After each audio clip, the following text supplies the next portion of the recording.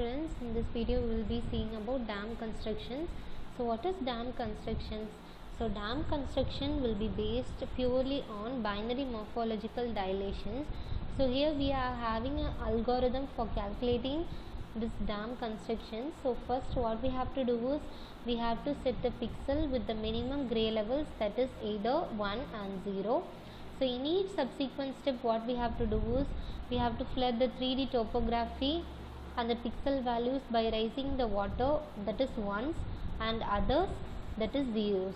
Okay, so now let's see an example. We have taken two images, M1 and M2.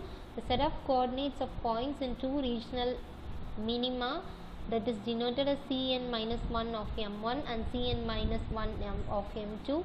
Sets of coordinates in the point associated with M1 and M2 at stage n-1 of flooding catchment basis up to the flooding level. So that is, we are taking two images and we are going to construct a dam. So how we are going to construct is we are going to create an union between two pixels. So first image it is first dilation, and second image you can see that we have applied some dilation, that is second dilation. So now in the third image we are going to create the dams. How we are going to create the dam is by creating some dam points. Okay, so for that creation of dam points we are going for applying an algorithm. So first what we are doing is we are going for flooding step n-1, that is we are going to create the connected components. So that connected components will be indicating how we are going to merge. So we have to repeatedly dilate the points, that is Cn-1 of M1 and Cn-n of M2 in order to get a structuring elements of matrix 3x3.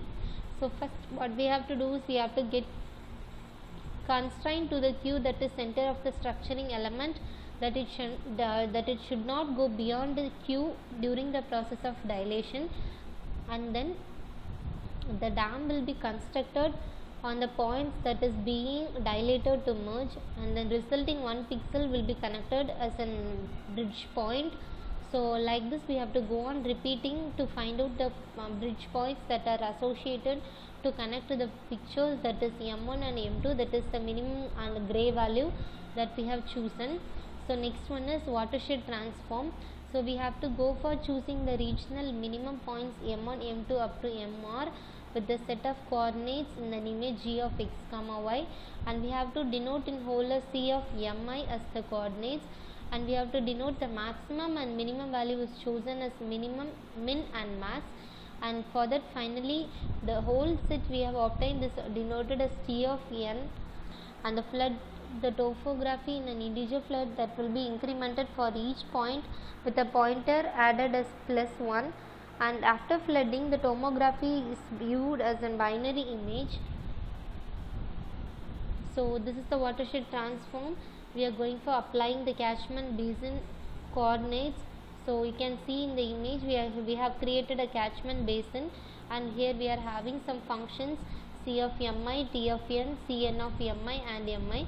So what we have to do is, in case if Cn of Mi is equal to C of Mi intersection T of n, and another condition is Cn of Mi subset of T of n. Okay, so we have to go for checking both these conditions. Okay, so if C of Ni is union of flooded catchment basin, then what we have to initialize is C of Mi n plus 1 is equal to T of Mi n plus 1. Okay, so this process will be getting repeated until we create an points. Okay, so for this we are taking an image, so that binary image is taken. So first point is we are considering the original image, and the figure B is the negative, that is the gray levels are being indicated as the binary zeros is getting indicated as binary 1. Okay, so that is the negative of an image is obtained. So in third point what we are doing is a distance transform from B is obtained. Okay, so next point is watershed transformation algorithm is applied. So you can clearly note down that after the each and every process the image in the result obtained is showing some huge difference with non-zero value pixel. Okay, so this is the process as a result of dam construction. So another example, you can see that we have taken an image original image as A. So now we are applying gradient to the particular image. So in the image C, you can see that watershed lines obtained from B, that is over segmentation.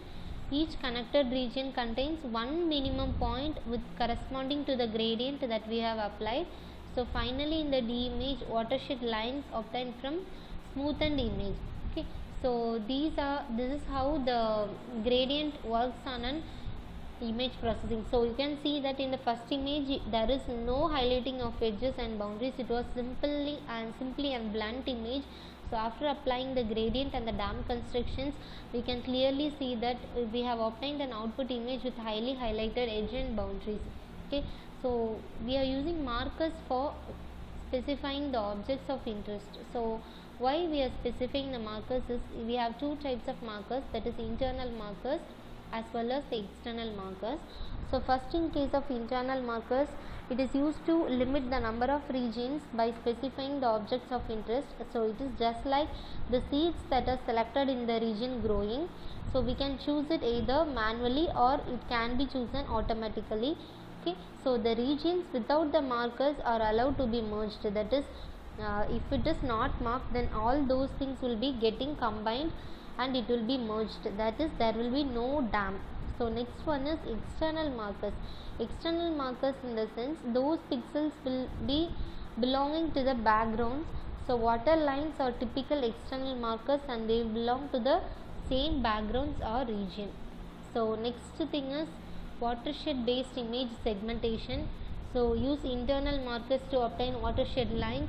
So this watershed will be acting as an external markers. Each region will be defined by external markers and single points will be acting as a part of background. So for this we can go for partitioning by using either the objects will be partitioned by using internal markers and background will be partitioned by using external markers. Along with this we can go for choosing techniques such as global thresholding, region growing, region splitting or merging, or watershed transform.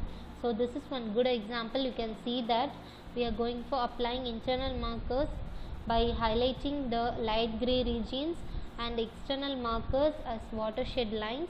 So in the B image you can see that how it is clearly highlighted. So this is the result of segmentation. So as you can clearly note that we can get a clear cut image after applying the region segmentation by internal and external markers, also by dam construction method. Okay, so this is another one example. So we have taken an original image. So we are applying watershed transformation. So we are setting some MATLAB program. So it is also mentioned in the PPT. Okay, so now we are going for internal markers.